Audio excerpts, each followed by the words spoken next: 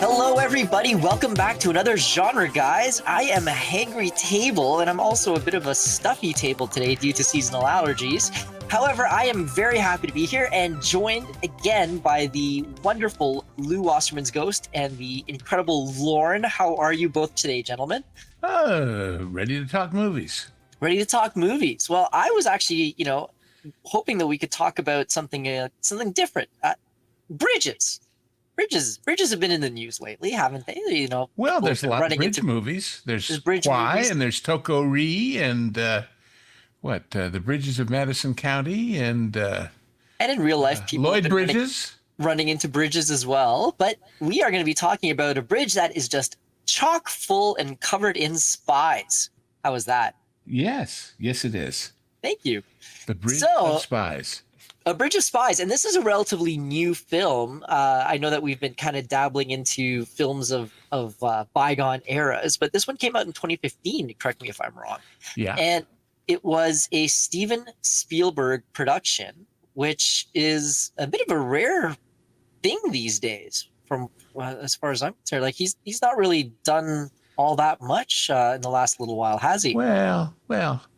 In this one, he knew he loved the story and he knew he wanted to do it. He wasn't sure he personally wanted to direct it, but as the project moved further, he decided he would. So, or at least that's what the background on the picture is. And it was produced by DreamWorks, Fox, Rylance, and it was also distributed by Walt Disney Studios. Yes, in America. Overseas, it was Fox. Yes. And some Germans were involved somewhere because they had the studio in Berlin. So something like that. And that's the real bridge, by the way. That's not a set. Oh. That is the real bridge where all of these handovers of people used to take place on the QT. The public ones were all at Checkpoint Charlie, the famous spot right in the heart of town. But this one was for the less famous ones, let's put it that way. The ones that neither government really wanted to make a big deal out of. Well, I was not aware of that. That's a really good that's a really good piece of trivia. Thank you very much, Lou. So this movie is basically about a bridge, and there are a bunch of spies on it, and then it ends, and they all go off on their merry way. How is that as a synopsis? There's an airplane involved, a rather famous one. Fair enough. Spies and governments and intrigue and let's get into it. Yes. So, Lorn. We should say first, by the way, this was a special request by our fearless leader, WDW Pro, who not only loves this movie, and I think rightly so, but also uses a bit of the dialogue in his, I forget whether it's the intro or the outro of his show. But that speech that you hear on the Pro Show about the standing man and how when they would beat him down, he would get back up, that comes from this movie. So that's where that is. And we are very happy to do it, especially on the eve of Pro's channel reaching 70K. And that is all thanks to you guys, the members. Thank you so much for all of your loyalty, your views, your sharing. It is fantastic. And, geez, 70K already. I was joking in the previous Pro Show, 70K today, 700K next month. But I don't think that's going to be a joke. That's a serious prediction on my part right there. That might be a bridge too far, but we'll get towards it anyway. Oh, I see what you did there. Yes. Well, anyway. Lauren, do you want to give us a synopsis of this movie, maybe? I'm going to try. I'm a little drowsy tonight, and so if I forget some of the details, just catch me on it and insert yourself where need be. I was going to try and do a comedic thing, but I couldn't really make it work and say that James Halliday, before he created the Oasis, was actually captured as a Russian spy. And when that happened, the United States government needed somebody to represent him to show that we have a fair and representative system. And so they got James Donovan, who was then in negotiations with the guy who almost turned Batman in The Dark Knight Rises. But I couldn't make it connect in any way to the movie, still can't. Anyway. Well, it's a valiant effort. I appreciate that. Yeah, well, basically, James Halliday from Ready Player One is the Russian spy in this movie. And in The Dark Knight Rises, there is a fellow who susses out that Batman is Bruce Wayne, and that is the fellow that Tom Hanks is actually negotiating this insurance claim about the 5 guys who get run over by a car. I was just impressed by the actors that were in the show. But the movie opens with this Russian spy who is inside the United States, being followed by FBI and CIA agents. They're looking to apprehend him. They eventually do. They search his apartment. He's incarcerated, and this puts the United States government in kind of an interesting position because they now have us. Yes. If I can just jump in really quickly, this is loosely inspired by real life events. Correct. It's pretty close to a true story. There's a few places where it deviates from the original, but otherwise, this all happened. Yeah, I should have mentioned that. This is based on historical events. I did see. Wait, Lou, sorry. Even the part with like the UFO? I'm kidding. Sorry. There were a couple of things that I found at the end that either perhaps I misunderstood or that the movie perhaps changed, romanticized a little bit. I'm not quite sure about that. But in essence, after they had captured this spy, they needed to have somebody represent him to show that we have a fair justice system. Especially because the Russians were so famous for the show trials that were similar to those going on right now in New York and other places. I believe they refer to those as courts of kangaroo in Moscow. Right. Yeah, so basically they approached this man, James Donovan, his firm, because he had been involved in the trials after the end of World War II. At this point, he's an insurance lawyer, but he had some criminal background, and so they wanted him to represent Abel, who was the Russian spy. And by the way, one of the things that the movie does not mention that is true is that he was actually a member of the OSS during World War II also. Lloyd. Yeah, they did sort of obliquely reference that he had served, but they didn't actually say in what capacity. And so in any event, as you all know out there, I'm sure, maybe younger people don't, the OSS was the World War II precursor to what became the CIA. So in any case, at first he is a little bit reluctant to take on this case, but he quickly has his mind changed. He goes home to have dinner with his family, and they're all talking about it. And the wife and the children are all kind of upset that he's even thinking about doing this. And he says, well, I haven't really made up his mind. In the meantime, his daughter is dating one of the other people in the firm. He had told him to cancel his date that night because he needed this help to prepare for this case. And as it turns out, that's the guy who's dating his daughter. He doesn't know it. During the dinner, he kind of blurts out, oh, yeah, we're working on this thing. So the whole family's mad at him. In any case, he does end up... We should explain. The reason the family doesn't want him involved is because, of course, this is the height of the Cold War, and the general public is out for this guy's neck. And they don't want to be seen as sympathizing, even just to be his lawyer, with a dirty, rotten company. So they're worried about the ramifications that could have on them as a family and on him. And that's not hyperbole, because they really are gunning for the death sentence for this guy. Right. Well, and that's made explicit throughout the movie as they're discussing things, for instance, during the trial in chambers, where everybody's kind of telling Donovan that the judge dismisses several of his motions and says, look, we all know you're a stand-up guy. It's great that you're showing that we have a great legal system, but we're going to hang this guy, basically. And this really starts to eat at Donovan's conscience, because he believes truly in the American justice system, and that's what made our system better than what the Soviets were doing on their side. So the part about the trial actually goes relatively quickly in the movie. That's really only the first third of the movie. By the way, that judge really was that kind of an SOB. Apparently, he had ruled in all kinds of other cases with similar malice aforethought, and was not a popular judge with defense attorneys. Well, yeah. Go ahead. I was just going to say, I was just surprised that they got the trial over that quickly. I mean, you're kind of leading up to this idea that they're going to be spending most of the movie on this trial, and then blam, it's over. But go on. Yeah, but I think that's because it's really not the important part of the story. Oh yeah. Essentially, he is convicted, but before it comes to sentencing, Donovan goes to visit the judge and says, "Look, the penalty was expected to be the electric chair." And he appeals to him and says, "Look, I'm an insurance guy, and it pays to have an insurance policy. What happens if some point in the future the Soviets capture one of our people? It might be useful to have somebody that we could trade if that ever happens." And the judge kind of rolls his eyes and says, "Yeah, what are the odds of that happening?" But when it comes to the actual sentencing day, that's what he does. He actually relents and says, "All right, you're going to be incarcerated for 30 years." And this causes... And the public is absolutely livid about it. They want blood. Yeah, and it's kind of, this would kind of be expected in that time frame, because the tensions were very, very high, and of course there's press covering him. There's pressure on the family. At one point, there's pot shots taken at his house. The police show up. Literally shots, gunshots. Yeah. That apparently did not really happen, by the way. Oh.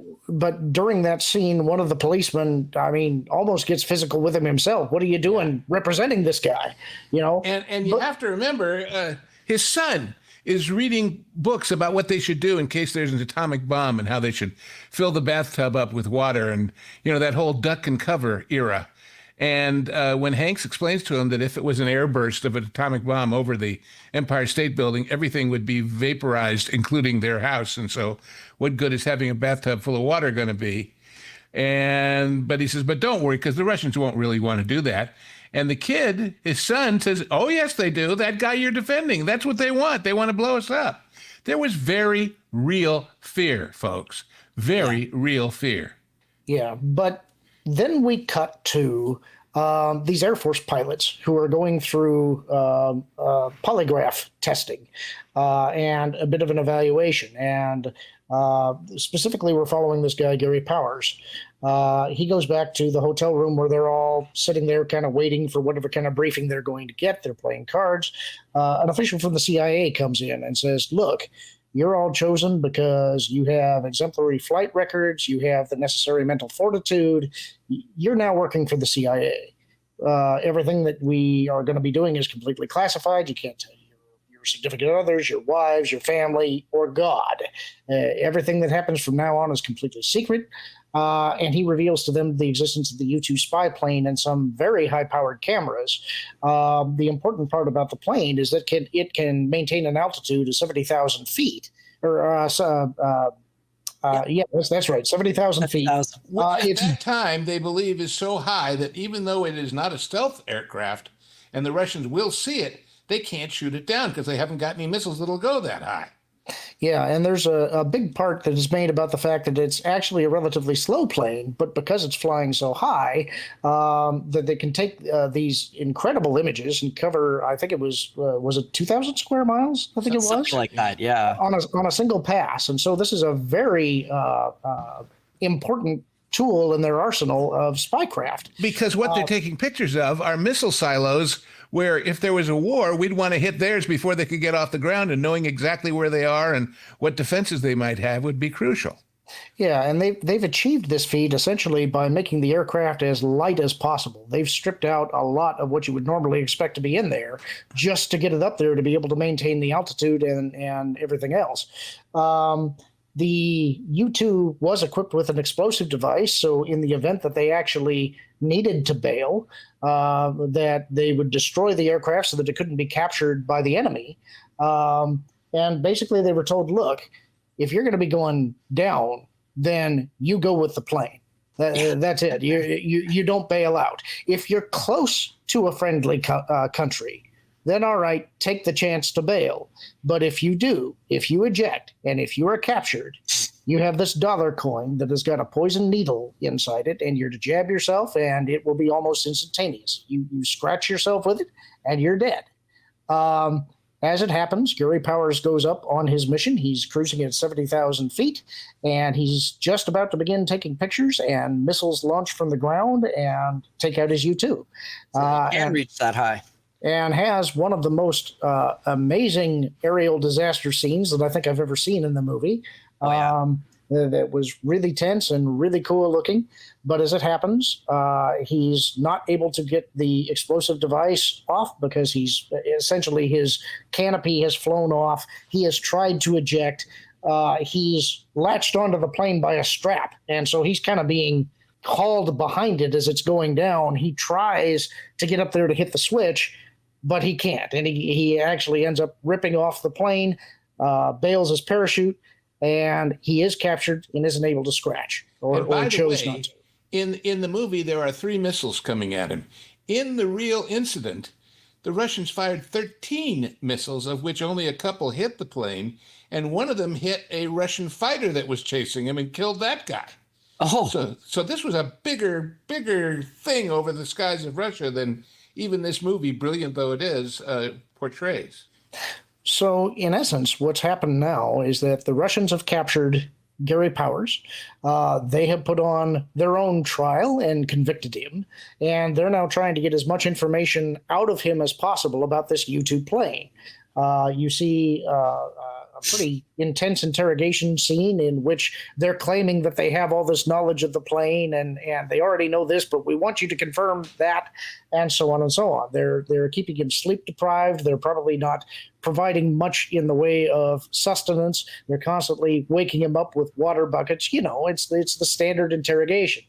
And so now, but he holds out. He stands up to it, as indeed the Russian spy didn't reveal any secrets when he was arrested.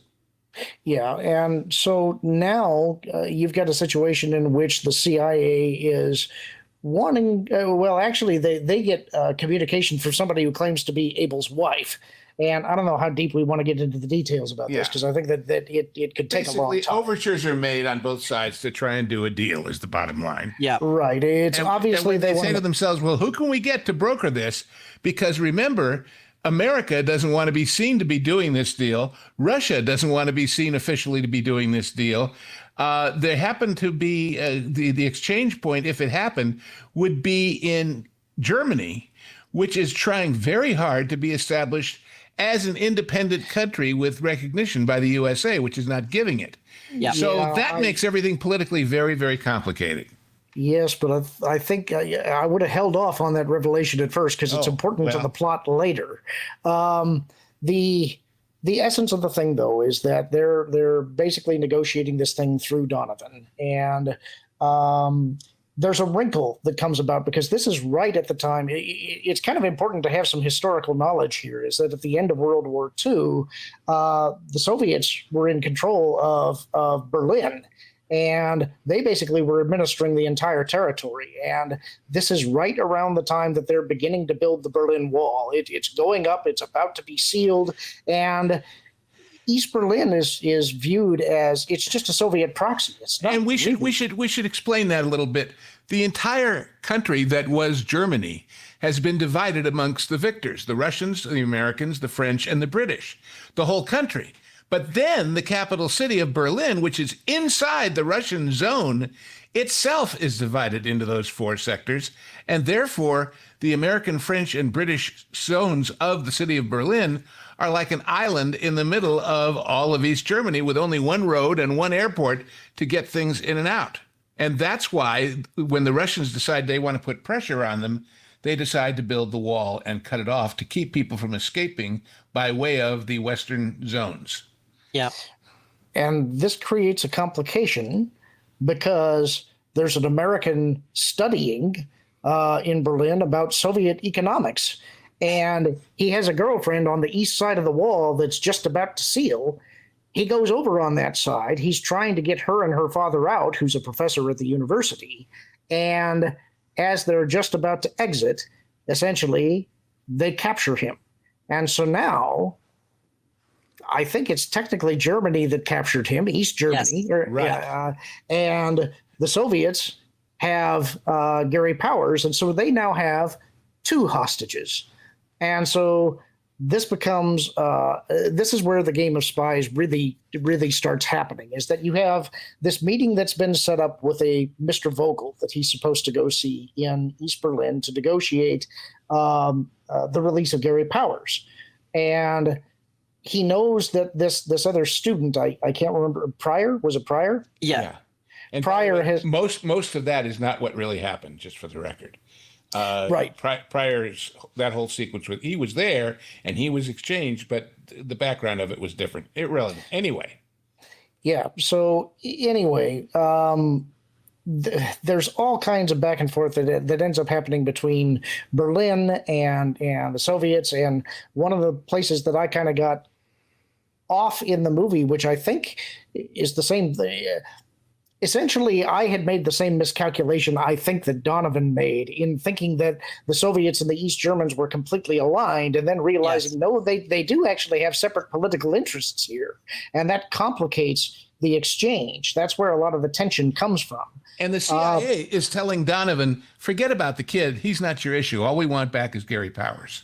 Right, because they're worried about him cracking and revealing the secrets of their spy planes and everything that he knows about that. The Soviets, likewise, are concerned for the same reasons about Abel and what intelligence he has gathered. And it's interesting that Donovan is essentially someone who is, well, in the words of Mission Impossible, you know, if you get captured, this mission does not exist. You do not exist. We disavow all knowledge of you. You're not our representative or agent. And that ends up backfiring on them a little bit, because Donovan ends up not going rogue, but taking matters into his own hands. Well, try and get both, 2 for 1. That's part of the interesting part about it, too, is because the CIA has their absolute objective is that we want Gary Powers back.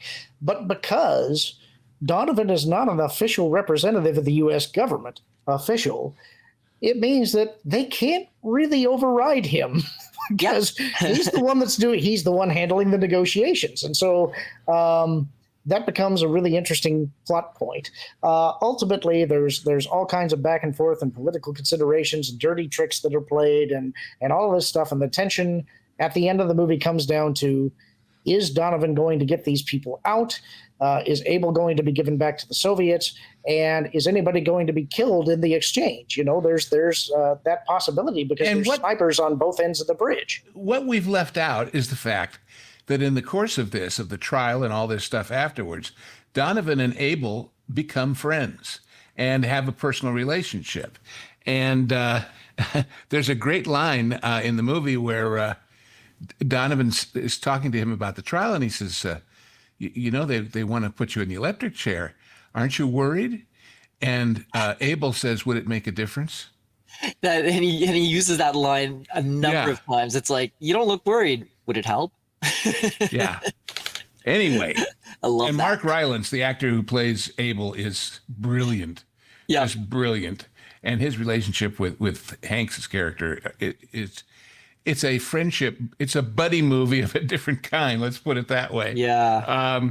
And when they're finally making the exchange, he's saying, how do we know they're going to welcome you back with open arms as opposed to, and he says, shoot me? He says, yeah. He says, well, look at how I'm received when I walk across. If they just point to the back seat, that's not good. If they embrace me, that's better. And so there's a lot on a personal level and on an international level at stake in this movie.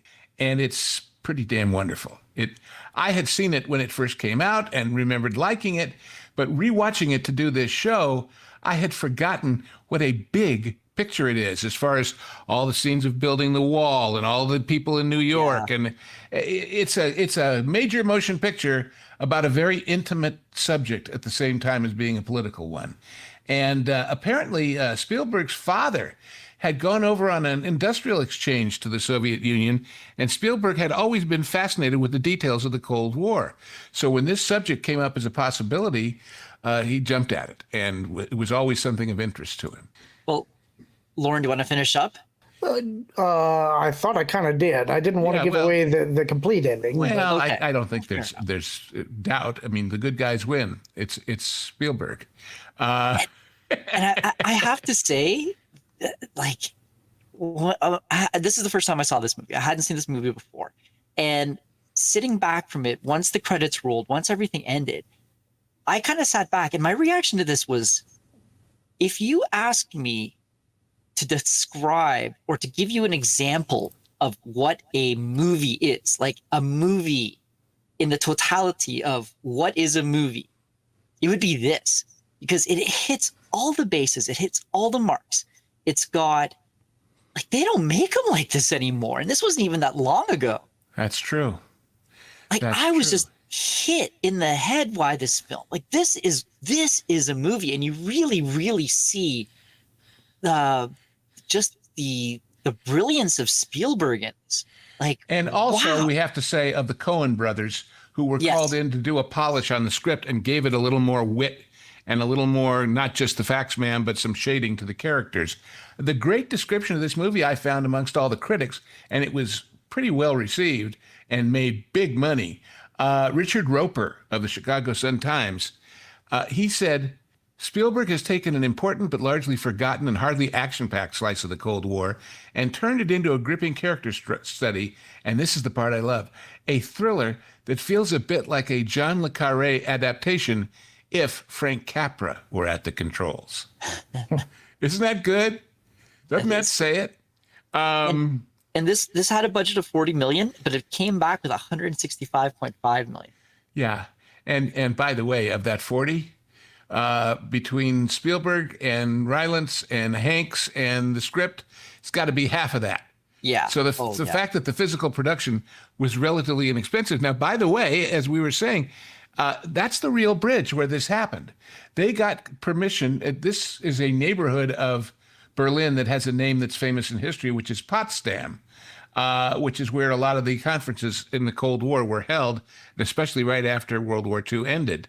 And here's an interesting little movie-making trivia sort of thing, and then I'll go on to that big one I was telling you guys about. Okay.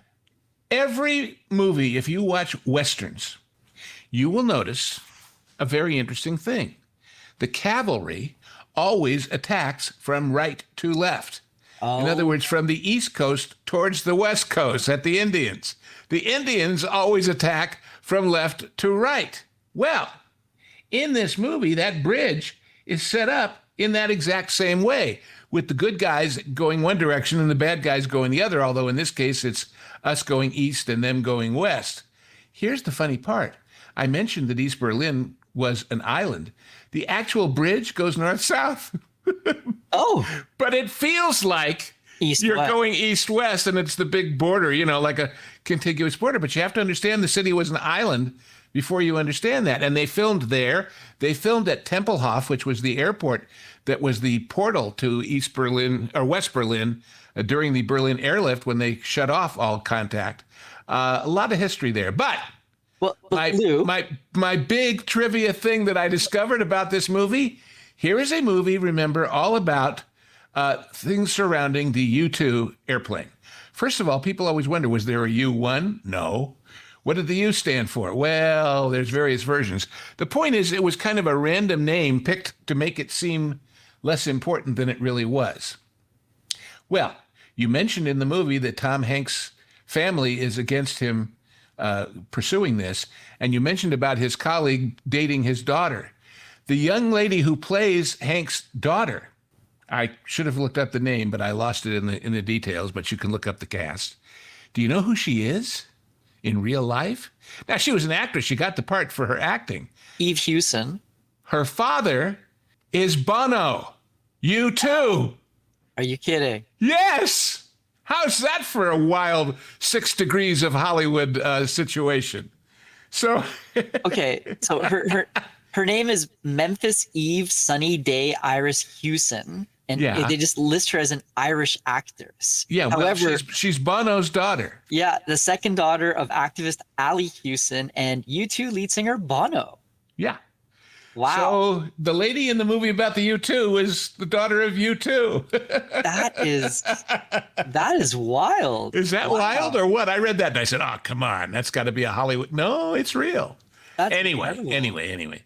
But, Lou, going back to that point you said about the good guys always charging from the left and the bad guys always charging from the right, I actually knew that. And I think, Lorn, you're going to know why, because Attack Clone of the Wars. Clones. Yeah, the Yep. clones, exactly. Yeah. In the Attack of the Clones movie, the clones were attacking from the right while the battle droids were attacking from the left, which is the inverse, which, we know that they're going to end up being stormtroopers in the future. And so it was a very interesting cinematic technique. But I digress. Please go on. Well, I think we should probably get to analysis of the film for each of us, and then Yeah. what we like and what we didn't like, because Yeah. it's there's a lot to go here, and we're already a half an hour in. I know. Well, it's complicated. By the way, folks, if you haven't seen this, don't be put off by the complexity. It's Spielberg, and he knows how to tell a story and make it clear. He really and does. So anyway, and there's so many. By the way, the movie, the story, the actual story was optioned by other people first, and they couldn't make it work.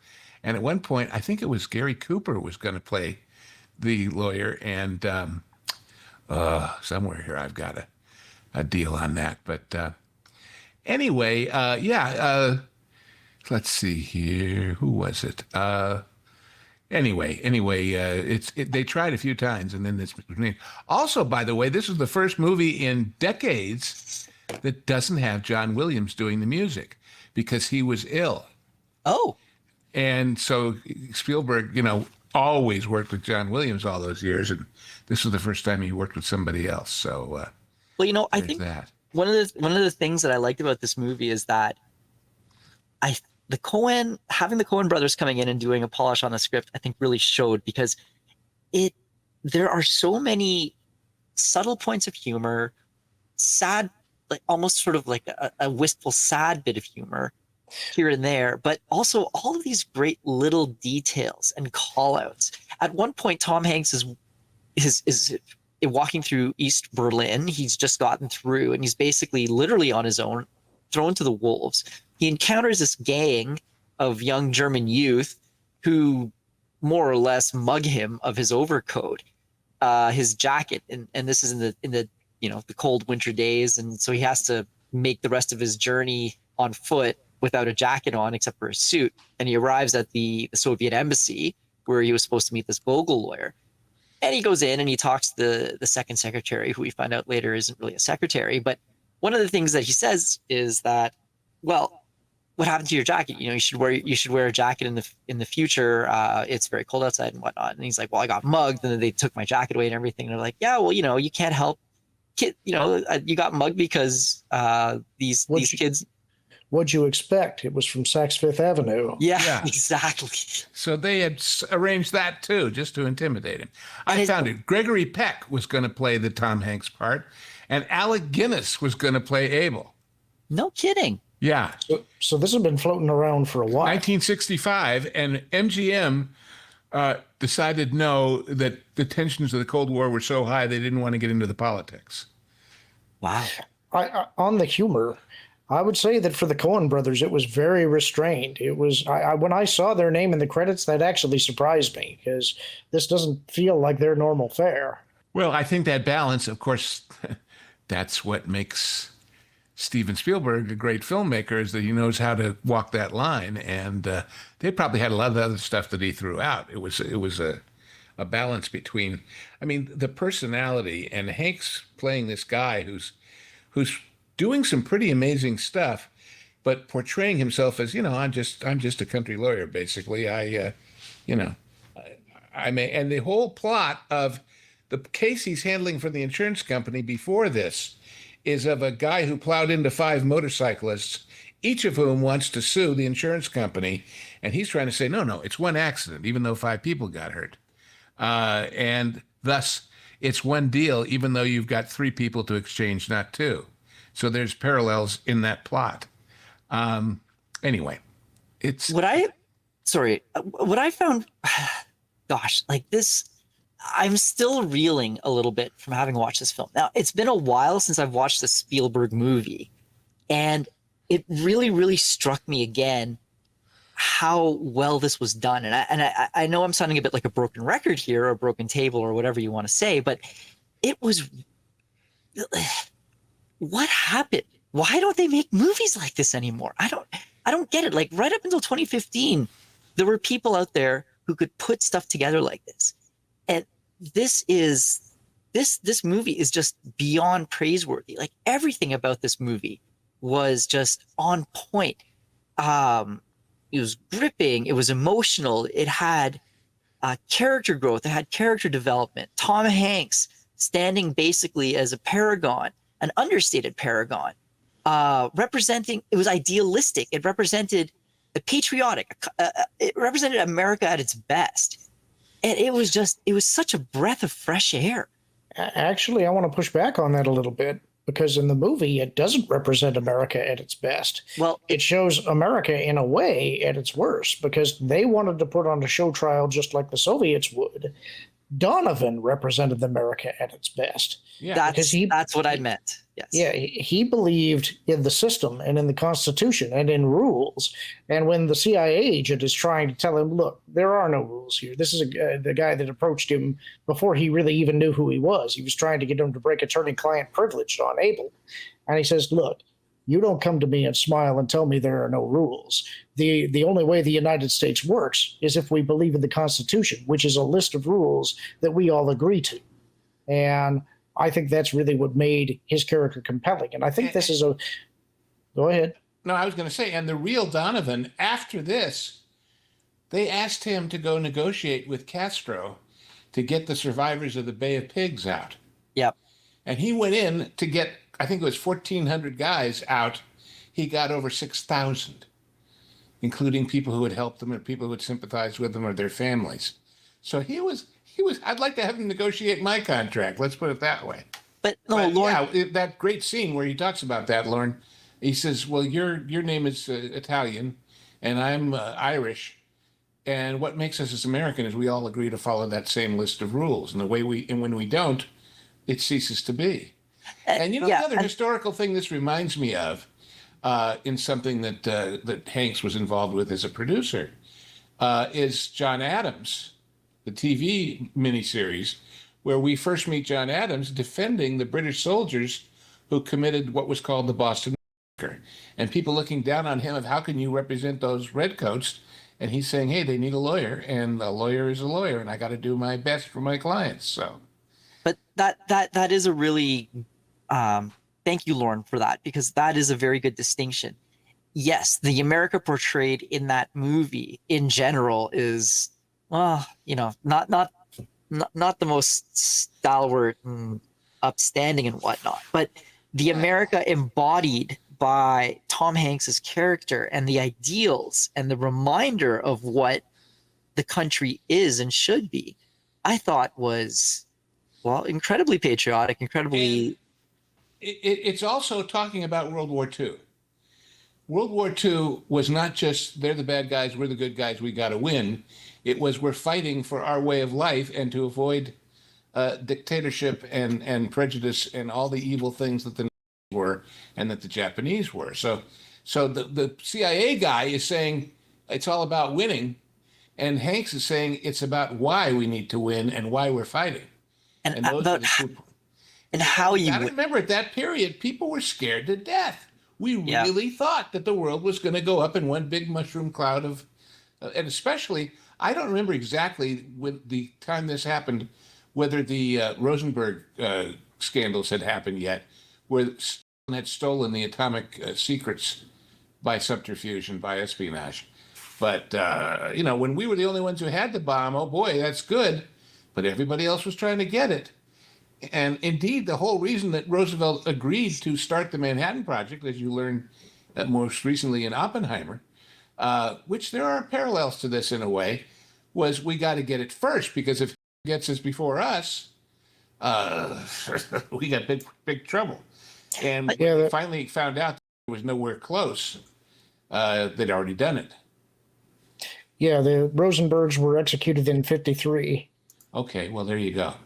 But that might be you've hit on something though, Lou, and I think that might be partly why this movie resonated with me so much, because so many things in our culture in this day in 2024 we're seeing about how Western society, America, they're being deconstructed, they're being portrayed as it is being portrayed as a negative thing, that there's a lot of history that we have to be ashamed about, that patriotism is frowned upon, that America should basically be taken down, like torn down for all of the guilt and the sins it's committed and whatnot. And yet this film, through the character of Tom Hanks, is saying it's a reminder that if things could be a lot worse, that the America that we all know of, that lives perhaps more idealistically in our minds than in reality, it is something worth fighting for. And the distinction between the American justice system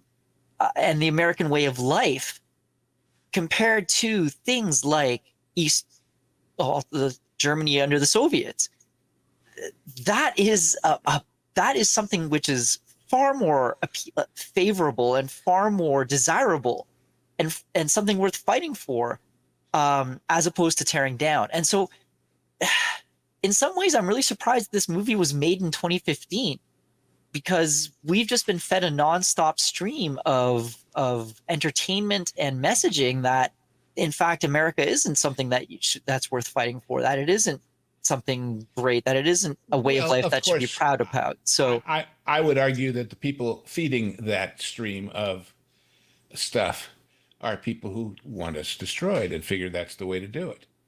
So, there are lots of little things in this movie that, if you really pay attention, that Spielberg is making a lot of these points. For example, do you remember the scene where Tom Hanks calls his wife from a payphone in West Berlin and pretends he's in London and he's going to get her the marmalade or whatever it was? Yep. In the background, in West Berlin, is a movie theater. Did you notice what movie is playing? Spartacus. Oh. Why is Spartacus important? Because both Spartacus and Exodus, both coming out in 1960, were the first films that admitted that the writer was Dalton Trumbo, who had been blacklisted in 1947 after testifying before the House Un-American Activities Committee. So Spielberg's making some interesting points all the way along here, some of which you get and some of which you don't. But there you go. There's an example of why this guy, when he's on a story that enchants him and that catches his creativity, is second to none. It really is. And in a less subtle example, obviously the parallel between the family trying to jump the Berlin Wall and getting gunned down, and then later on, and Tom Hanks being horrified witness to this. Which the real guy never saw, by the way. That was never saw. But then, he's back in the United States and he sees a group of kids jumping a fence in a similar fashion, and, they're not gunned down or anything. Yes. So I think in addition to the fear, and a very realistic fear of Armageddon and of Stalin and of the Russians, I think there was a whole heck of a lot of, what can you call it, buyer's remorse, regret, betrayal feelings in America. Because remember, regardless of communism, capitalism, and what have you, the Russians were our allies. They were. There was a feeling. Yep. There was a feeling after the war, especially for a lot of people who were tarred with that, oh, you're a sympathizer brush, because they had supported the left in the Spanish Civil War. There was a feeling of, what did we beat the for just to put the new in charge? Yeah. And certainly those East German soldiers that he deals with at the border when they're building the wall are right out of central casting for, guys. Yep.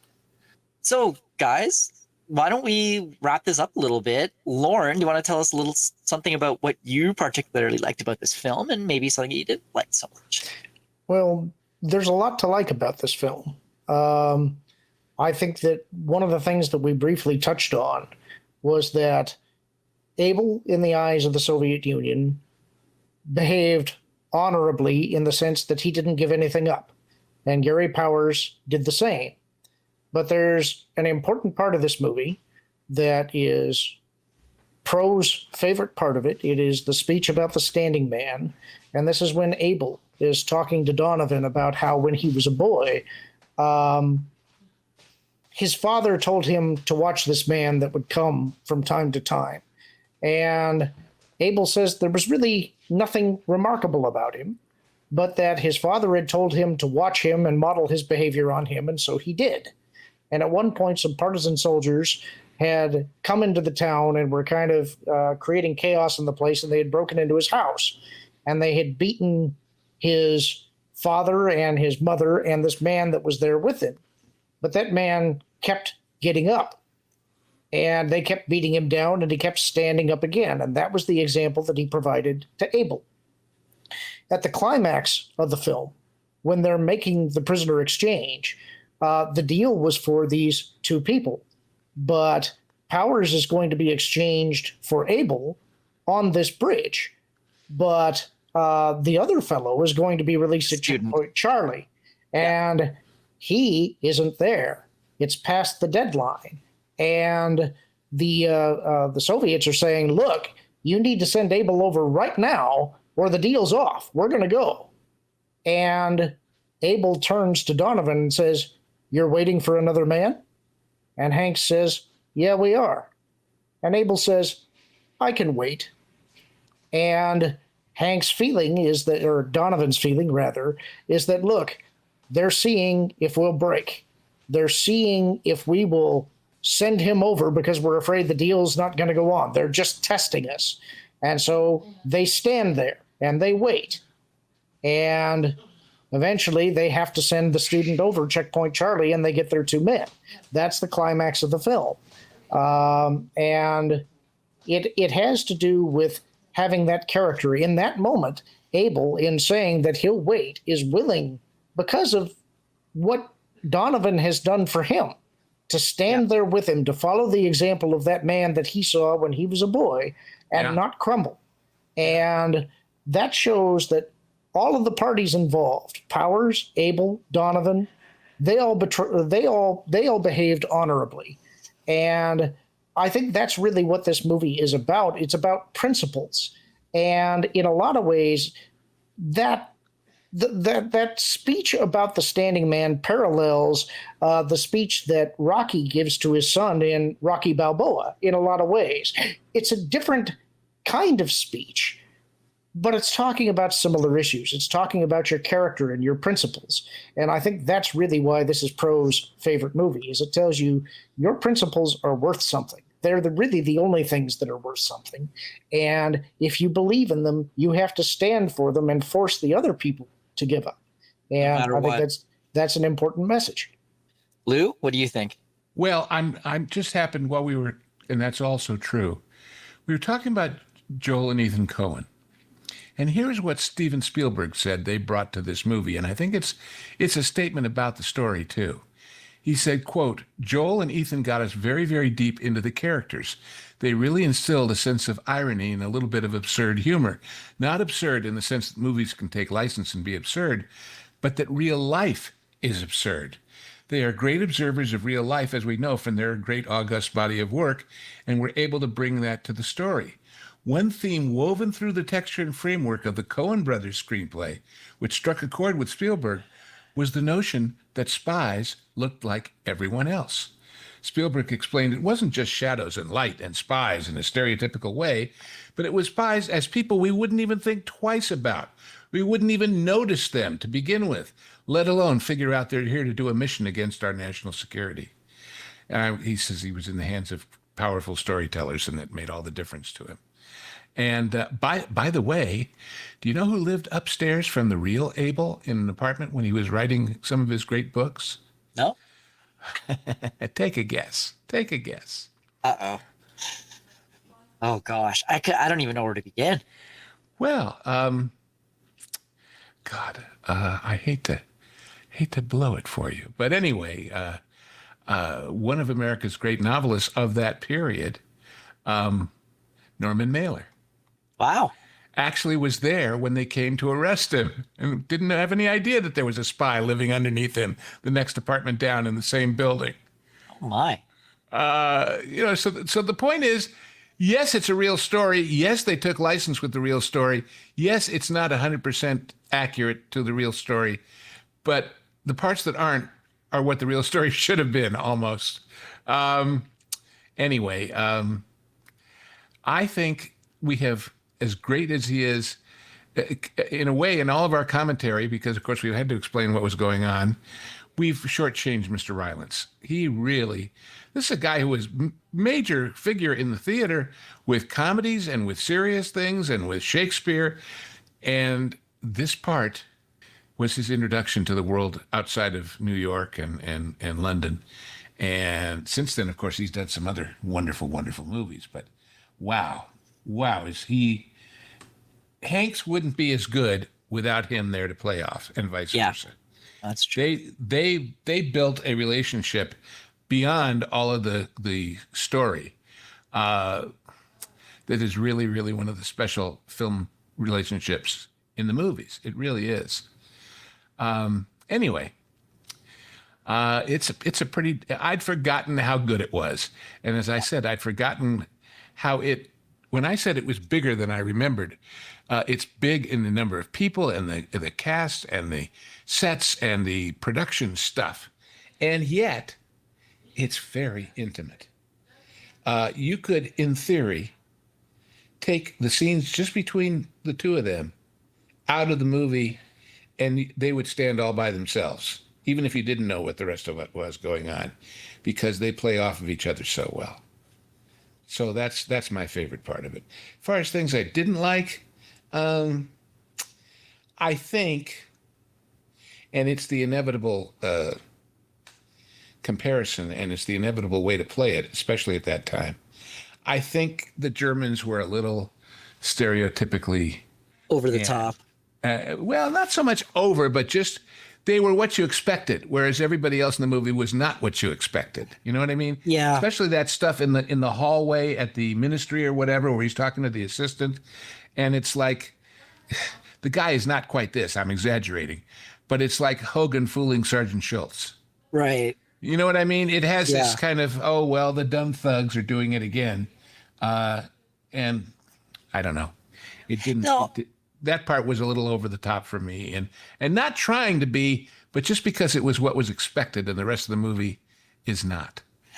Yeah, I see that, and I get it. I think you're right in the sense that they were more not caricatures, but much more shallow than. And you could say the same thing, really, about the judge and Alan Alda's character as the head of the law firm, and all of these slimy guys being slimy guys.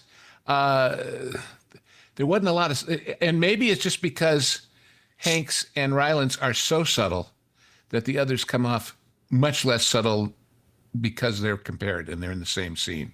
So anyway. Well, and that leads into one of the things that I didn't really particularly like about the movie. Like, there were a few things which were just a bit too much on the nose. One thing that comes to mind is the woman on the train that Tom Hanks keeps running into on his morning commute. They recognize him in the newspaper and give him a dirty look because he's defending that evil commie guy.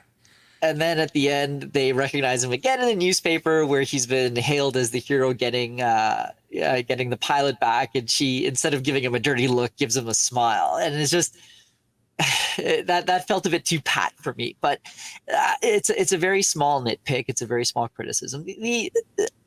There was a question that I had within me about should some consideration have been given to his family a little bit more? Because yes, it's true. You stand on principle, but at the same time, standing on that principle, causing harm to your loved ones just by dint of them being around you. I think there's a really long conversation that can be had about that, perhaps. All that to be said, this was a great film. Like they really, really don't make films like this anymore. This is Spielberg, in my mind, in his finest. And it was powerful. I think, thinking about it, you could honestly say he hasn't made one this good since. Yeah.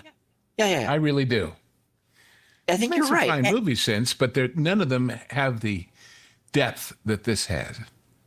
Yeah, and it's just it just felt like a breath of fresh air. Like if you're tired, I would say if you're tired of a lot of the stuff you're seeing out of Hollywood these days on streaming or in the theaters, watch this movie just to remind yourself about how good movies can be and what they're supposed to and how they're supposed to be in terms of inspirational, aspirational. Yeah, it was great. Well, I hope I we've think convinced you all, if you haven't seen it, to I sound a bit too effusive, don't I? Well, No. at any rate, You give your honest enthusiasm, and there's nothing wrong with that. Come on. We've certainly given our enthusiasm when we didn't like something. Hint, hint, Lorn, hint, hint. So why not when you do? true enough. True enough. Well, at any rate, this was a real treat to watch. So it's been a lot of fun being able to watch all of these films, but this one was certainly something. And I'm glad I saw it. I think I might actually go out and buy it after this. But all that to be said, audience, what did you think? Did you have a chance to watch this? Have you seen it? Do you want to see it? If you've seen it, did you like it? Did you agree with our comments? Do you think we were a bit too overblown? By the way, we tend to emphasize things like box office. Do you know what opened the same day and date as this movie and beat it at the box office in the first week? Goosebumps. I thought you were going to say Battlefield Earth. No, and then The Martian. Right. So, it's like you never know. When we hear, well, it didn't do well, and then you find out all the big pictures that open at the same time, you sort of say, well, okay. And these are movies that open in 2,000, not in 4,000 and 5,000 and that many screens, too. So anyway, it's a pretty great picture. That's all. It's a pretty great picture. So go watch it, people. Go watch it. And tell us what you thought. Leave your comments down below. And as always, if you have a suggestion for us, we would love to hear it and take it under advisement and watch it too. So on that note. And what are we doing next? I forget. I don't really, but I want you to tell them. Something about demolition, I think. Oh, that. Oh, that. Well, may I suggest, folks, that when you watch our next movie, I will give you this much of a hint. Why don't you order in some Taco Bell? Ooh. And if you have any seashells around the house, you might want to keep them handy. Make sure they're warmed up. Well, until next time. That should tell everybody who knows what we're talking about. And if it doesn't, are you in for a treat? So. 100%. Until next time, thank you so much. We will see you again. Same genre time, same genre channel. We hope you enjoyed that special presentation of The Genre Guys here on 23PO. Be sure to subscribe to this channel for more content like it. And if you want to enjoy every episode of The Genre Guys as soon as they are released, be sure to become a member at WW Pro's YouTube channel. What were your thoughts on this amazing film? Let us know in the comments below, and thank you so much for watching. T3PO. Please comment, like, and share this video, and don't forget to subscribe to That Park Place Podcasts Online, your source for exclusive content and highlights from WDW Pro, The Pro Show, and That Park Place for all the news that should be fun.